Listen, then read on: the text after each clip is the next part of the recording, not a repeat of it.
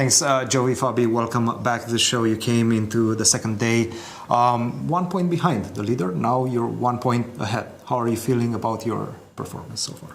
Yeah, today was a good day. The first two games went very smoothly, and then against Wesley, I felt like I was for sure losing. I mean, it was such a tough defense and so unpleasant. I basically just have to wait passively at some point and just hope that he doesn't crush me. Yeah, the opening went wrong. Definitely I was playing rather poorly for part of the game, and maybe I defended well at the end. But yeah, I really felt like I was very close to losing it. But it all started with this game against Levon. This is generally considered not to be a very dangerous line for white. Tell us a bit about the prep, perhaps, if you want to reveal anything behind it. Well, I thought, the F3 Nimzo is completely forgotten these days. Nobody plays it anymore. Black has like 50 different adequate ways to play, and nobody wants to...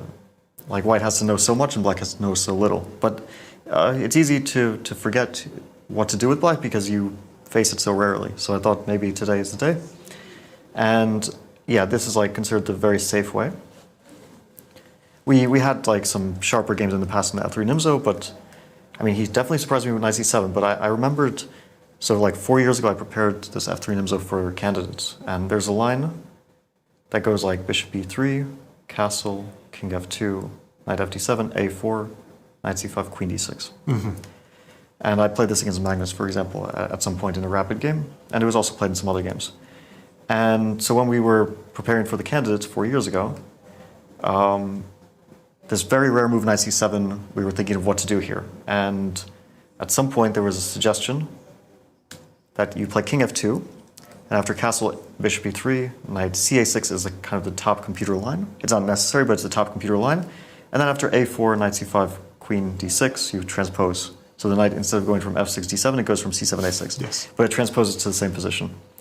And so yeah, here black has to play this move. It's completely necessary, and is what, for example, Wesley played. It's very dangerous for black, but if you know what to do, then black is okay. This is necessary. I'm pretty sure this is necessary. b6, bishop b5, I believe is just bad for black.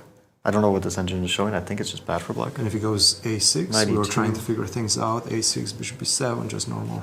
I don't remember. We thought maybe queen to g3 would be your idea. I don't remember, but I think this is just bad for black. I mean, I think your engine is... Can I play rook b1? What is... This is not the most reliable engine. Maybe this works out. I actually don't remember. I should probably check my lines. But I think that this is just dubious for black. And there's some games here. Usually they play with bishop d7, and after knight e2 we can transpose. But I think your engine could use some work.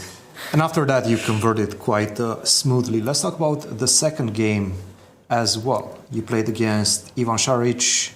He played Areti, and it was quite a, let's say, original game very early on. Yeah, very tense position. I mean, I thought, okay, we got a good fight from the opening. I think that his big mistake was, actually, I thought it was a mistake. The computer likes it. I thought that he should play knight e1 immediately. And he gets, he trades off, and then he gets knight d3, knight d2. Knight d2, I thought, I'm happy to get c5 immediately, so now he can't play knight e1. I see that the computer doesn't care about this subtlety, but for me it felt important over the board. And yeah, I was playing very... How did you assess the position if he pushes d5? I thought he should, and then I was going to play d6, e4, I thought takes with the knight, queen d8, and then if he tries to attack here, I can play knight e8, and then slowly h6, f5, bishop to c8 eventually. I thought it's a tense position. Of course, I'm not better or anything, but I have the bishop. It's a strong bishop in the long term. You were not worried about the bishop on a8 being left out? I mean, we discussed a bit after the game. He said that white has no ideas. That was my impression too. That white doesn't have a path forward. Of course, white is solid, black is solid, and it's objectively should be equal. But I thought, okay, it's a long game. That's what I was aiming for. Mm-hmm. And then here I was very happy. I thought, got my knight to c5, b3 is weak. But then I probably messed it up, and around this moment, I thought it's basically an equal position. Knight b3 or something. But then g4 shocked me. I mean, it's such a bad decision. He's not poised for an attack here. I mean, my king is safe. He's not going to attack me. So here, I don't know. It felt like I'm already borderline winning. Yeah. And you finished it off quite nicely after that. Now, you mentioned about the depressing moments where you have to defend this type of hopeless positions. Gukesh was in that situation against MVL. He managed to turn it around. How do you adjust in the heat of the battle? What's your psychological state at that point? Well, you have a minute on your clock. You can't think about too many things, so you just try to not lose move by move.